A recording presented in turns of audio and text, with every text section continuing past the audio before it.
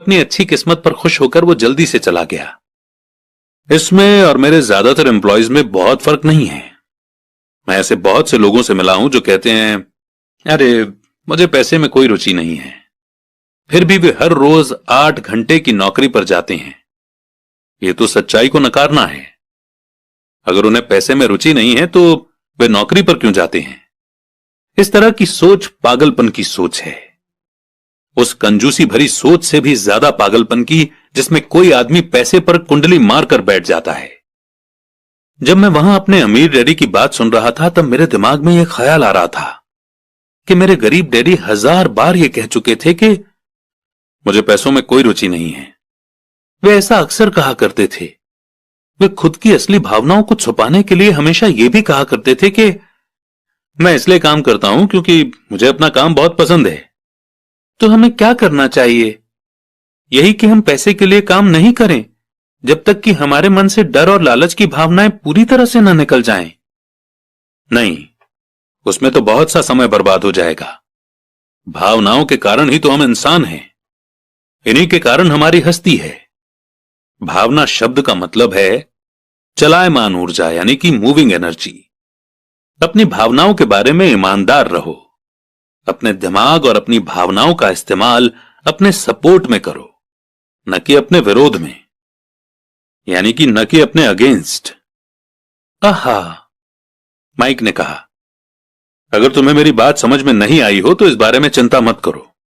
आगे आने वाले सालों में तुम्हें इसका मतलब समझ में आ जाएगा। अपनी भावनाओं पर रिएक्ट करने के बजाय उन्हें एनालाइज करने की कोशिश करो। ज्यादातर लोग ये नहीं जानते कि वे अपने दिमाग से सोचने के बजाय अपने दिल की भावनाओं से सोचते हैं। आपकी भावनाएं तो आपकी रहेंगी ही, पर आपको अपने दिमाग से सोचना भी आना चाहिए, क्योंकि दिमाग को सोचने के लिए ही बनाया गया है। क्या आप मुझे इसका कोई एग्जाम्पल दे सकते हैं? मैंने पूछा। क्यों नहीं?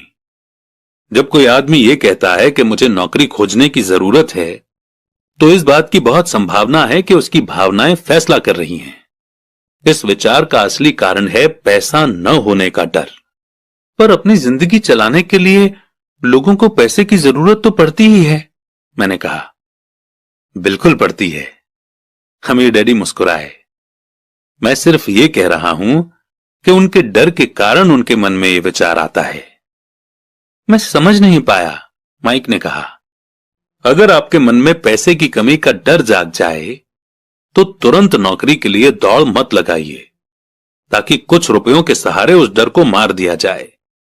इसके बजाय खुद से यह सवाल पूछिए, क्या लंबे समय में इस डर का सबसे बढ़िया इलाज नौकरी है?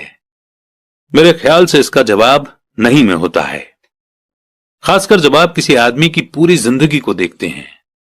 नौकरी लॉन्ग टर्म प्रॉब्लम का शॉर्ट टर्म सॉल्यूशन है। पर मेरे डैडी हमेशा कहा करते हैं, स्कूल में पढ़ो, अच्छे नंबर लाओ, ताकि तुम्हें एक सुरक्षित और अच्छी नौकरी मिल सके। मैंने हड़बड़ी में बोल ही दिया। हां, मैं समझ सकता हूं कि वे ऐसा क्यों कहते हैं। अमीर डैडी ने मुस्कुराकर कहा, ज्यादातर लोग ऐसी ही सलाह देते हैं और ज्यादातर लोगों के लिए यह एक अच्छा विचार होता है, पर लोगों की सलाह के पीछे भी डर छुपा होता है। आपका मतलब यह है कि मेरे डैडी ऐसा इसलिए कहते हैं क्योंकि वे डरे हुए हैं? हां, वे घबराए हुए हैं कि शायद तुम पैसा नहीं कमा पाओगे और समाज में फिट नहीं हो पाओगे। मुझे गलत मत समझना, वे तुम्हें प्यार करते हैं और तुम्हारा भला चाहते हैं, और मैं सोचता हूं कि उनका डर सही भी है। एजुकेशन और जॉब इंपॉर्टेंट है, पर इससे डर का इलाज नहीं होगा। वही डर जो उन्हें सुबह उठकर कुछ रुपए कमाने के लिए पुश करता है, उसी डर के कारण वे तुम्हारे स्कूल जाने पर इतना जोर देते हैं। तो आपकी सलाह क्या है? मैंने पूछा। मैं चाहता हूं कि मैं तुम्हें पैसों की ताकत पर काबू पाना सिखाऊं। पैसे का डर तुम्हारे दिमाग से निकल जाना चाहिए, और यह स्कूल में नहीं सिखाया जाता। अगर तुम इसे नहीं सीखोगे तो तुम पैसे के गुलाम बन जाओगे। अब उनकी बातें मेरी समझ में आ रही थीं। वे हमारे विचारों को ज्यादा बड़ा बनाना चाहते थे। वे चाहते थे कि जो मिसेस मार्टिन नहीं देख सकती थीं, उनके एम्प्लॉय नहीं देख सकते थे, या मेरे डैडी तक नहीं देख सकते थे, वो देखने की काबिलियत हम में आ जाए। उन्होंने जो एग्जाम्पल दिए थे वो उस समय कठोर जरूर लग रहे थे, लेकिन मैं उन्हें कभी नहीं भूला। मेरा नजरिया उस दिन बहुत बड़ा हो गया था। अब मैं उस जाल को देख सकता था जो ज्यादातर लोगों के सामने बिछा होता है। देखो, आखिरकार हम सभी लोग एम्प्लॉय हैं। हम सिर्फ अलग अलग लेवल पर काम करते हैं, अमीर डैडी ने कहा। मैं तुम लोगों से बस यही चाहता हूं कि तुम लोग इस जाल से बचे रहो। डर और लालच, इन दो फंदों से बनने वाले जाल से। इनका इस्तेमाल अपने सपोर्ट में करो, अपने अगेंस्ट नहीं। मैं तुम लोगों को यही सिखाना चाहता हूं। मैं तुम लोगों को यह नहीं सिखाना चाहता कि ढेर सारा पैसा कैसे इकट्ठा कर लिया जाए।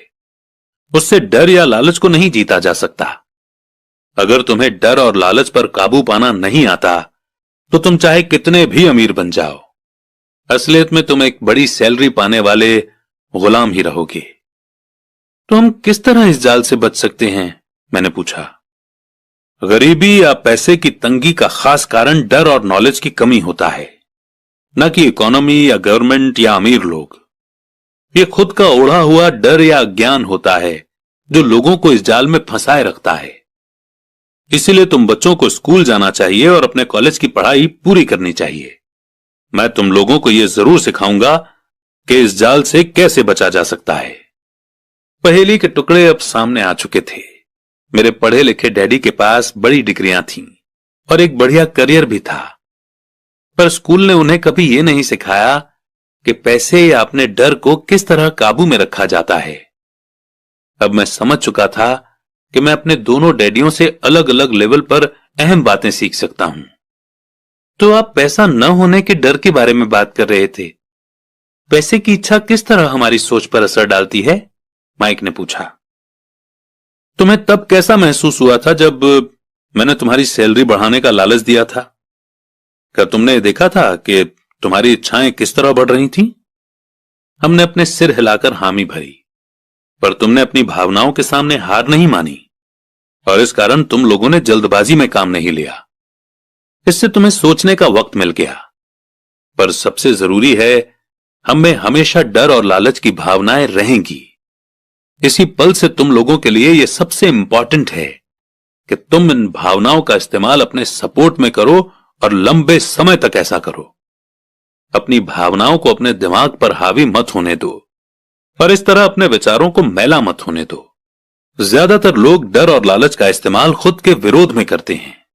यह अज्ञान की शुरुआत होती है। डर और इच्छा की भावनाओं के कारण ही ज्यादातर लोग सैलरी के चेक, सैलरी में बढ़ोतरी और नौकरी की सुरक्षा के पीछे भागते भागते अपनी पूरी जिंदगी निकाल देते हैं। असल में वे ये सोचते ही नहीं हैं कि भावनाओं के आधार पर उन्हें जिंदगी किस तरफ ले जा रही है।